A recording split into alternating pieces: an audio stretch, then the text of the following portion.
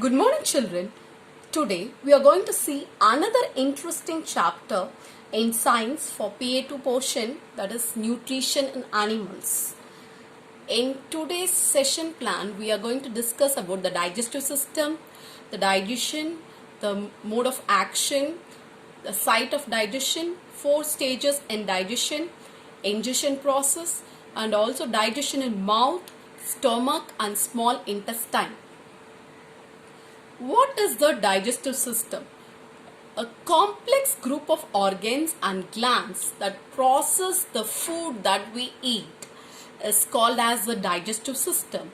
So it starts from the buccal cavity, then followed by the esophagus, then the stomach, followed by the small intestine, and then followed by the large intestine, which ends in an anus.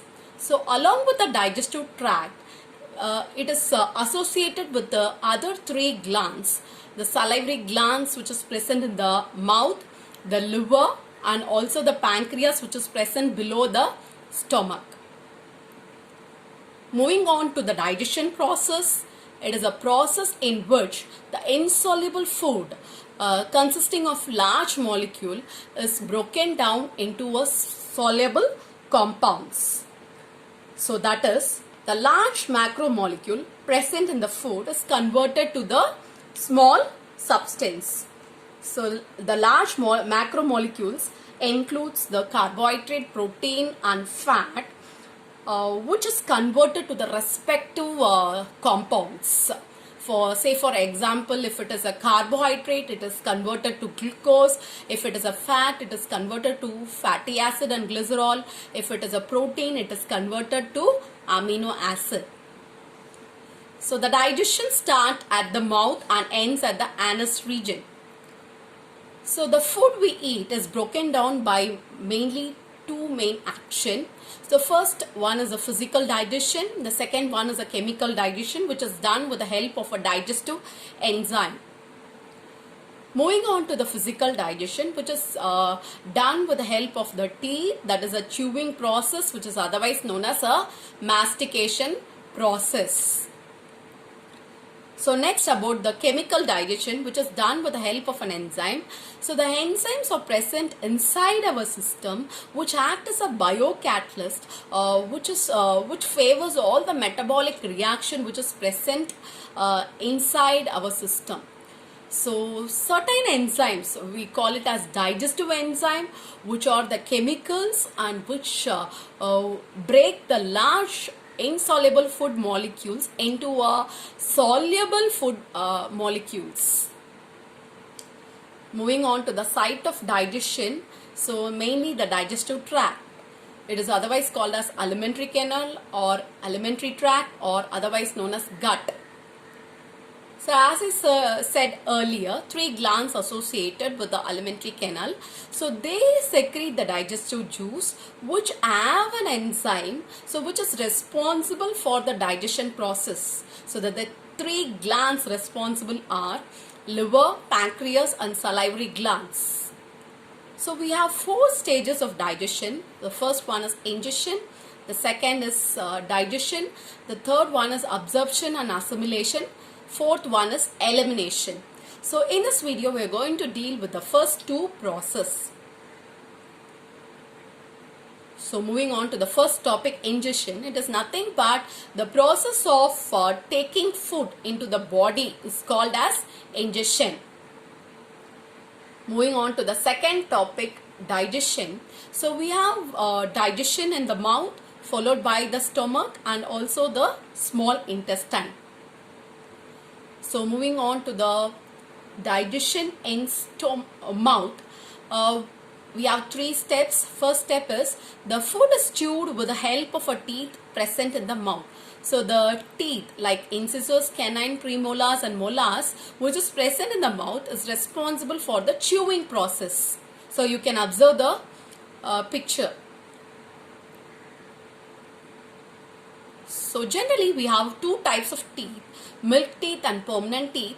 The milk teeth will remain till the age of 6 to 8 years, after which they fall off, And permanent teeth, the teeth that grow after the milk teeth fall off, is called as the permanent teeth.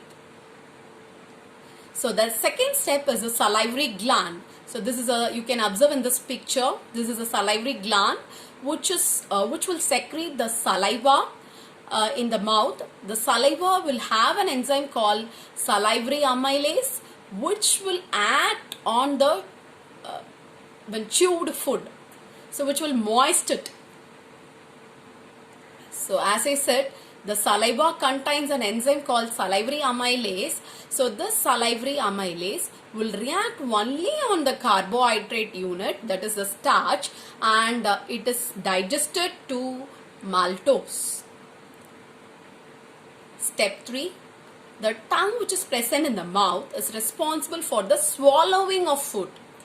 And it also has a taste buds, like which with the help of this only you can able to identify the different taste of anything that we eat, so that we can identify whether the food is bitter, sour, sweet, or else salty.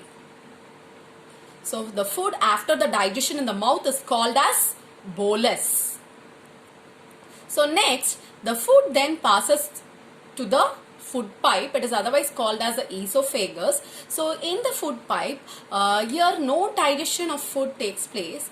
Only the movement of food takes place through the esophagus, that too in a rhythmic contraction and relaxation of the food pipe, and this movement we call it as peristaltic movement. You can observe in this picture, the food is taken inside the mouth and then it propelled inside the esophagus. Finally it reaches the stomach. So here the further digestion of food takes place. So moving on to the digestion in stomach. So you can observe the picture. The stomach is a thick walled bag. Its shape is like a flattened J, and it is the widest part of the alimentary canal, and it receives the food from the food pipe, and it gives the food, the partially digested food is given to the small intestine. Moving on to the secretion in the stomach. The stomach lining will secrete 3 important secretions like mucus, hydrochloric acid, and gastric juices. The mucus will protect the stomach lining, whereas hydrochloric acid will kill the bacteria which is present inside the stomach, and also it activates the digestive juice. Moving on to the gastric juice, which is secreted in the stomach, it has a specific enzyme which is responsible for the digestion of only protein alone. So only the digestion of protein takes place in the stomach. So as a result, when the food enters the stomach, all the 3 secretion is secreted, and this gastric juice which is secreted in the stomach has a specific enzyme called pepsin, which act on only the protein macromolecule. As a result, it is broken down into a smaller unit called peptides. So only a protein digestion takes place in the stomach. The food stays for 2 to 6 hours in the stomach, and after digestion a creamy liquid leaving the stomach is called as chyme. Now let's move on to the digestion in small intestine.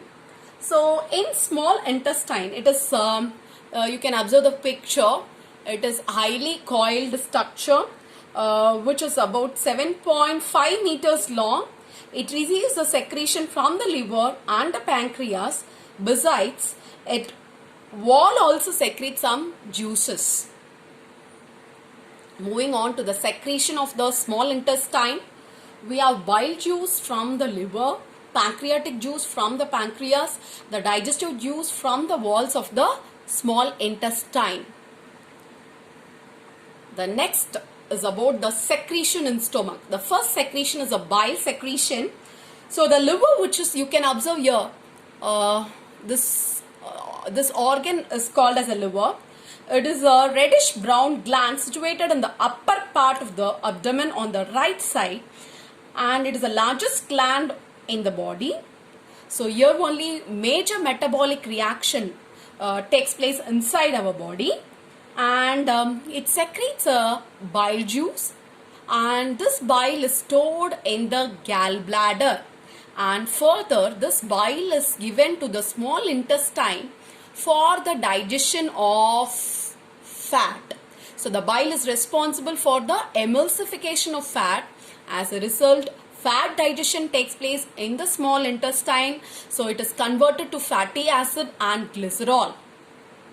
So along with the bile action, we have a pancreatic juice from pancreas also enter the small intestine. So you can observe this picture, that is yellow color leaf-like structure which is present below the stomach. This pancreas is a large cream color gland which is located just below the stomach, and the pancreatic juice which is secreted by the pancreas will be responsible for the digestion of fat, carbohydrate, and also the protein in the small intestine. Finally, the mechanism which takes place in the small intestine, that is the partially digested food which is present in the small intestine, it is acted by the digestive juice which is in turn which is secreted by the walls of the small intestine. So the digestive juice which is secreted by the small intestine have an enzyme specific for starch, which have an enzyme specific for protein, and also the enzyme for fat. So as a result, the digestive juice which is present in the small intestine act on starch, so it is converted to glucose, the protein is converted to amino acid, the fat is converted to fatty acid and glycerol. So all the digestion, the complete digestion takes place in the small intestine. So all the macromolecule is converted into a simple compounds in the small intestine. So in this video, you have read about the digestion in the mouth, you have read about the digestion in the stomach, and also the digestion in small intestine. Finally, the macromolecules which we ingested is converted to a simple compounds like glucose, fatty acid, glycerol, and amino acid. So till this, we have completed the complete digestion process which has taken place in the human body. Hope you understood, children. Thank you.